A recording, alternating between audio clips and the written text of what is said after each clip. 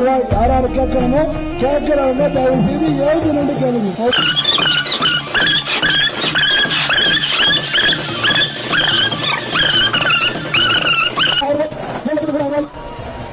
3,03,000 ரூபாய் ஒரு தரம், 3,03,000 ரூபாய் 2 தரம் விட்டுலாமா?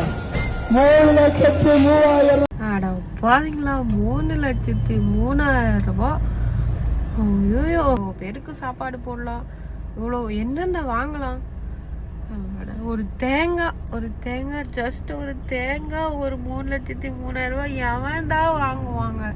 அட அப்பாவீங்களா, இந்த மக்கள் இருக்கிறதுனால தான்டா எவனோ வந்து என்னென்ன கர்ம வித்தா கூட வாங்கிடுவீங்க போல இருக்குது.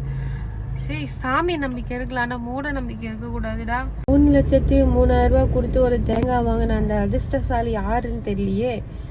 சரி, 3,03,000 ரூபாய். ஐயோ, எங்க இருக்கு அந்த தேங்காய்? ஒரு 45 ரூபாய், கொஞ்சம் தேங்காய் ரேட் அதிகம், அதனால 45 ரூபாய் விற்பாங்கன்னு நினைக்கிறேன்.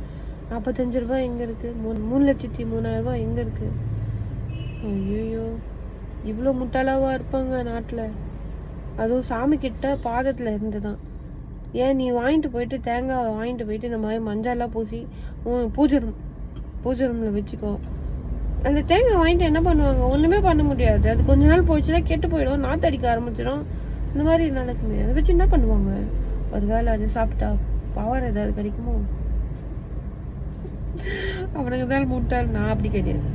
நான் வந்து என்ன பண்ணுவேன், அது ஃப்ரீயா கொடுத்தாலும் வேணான்னுடுவேன்.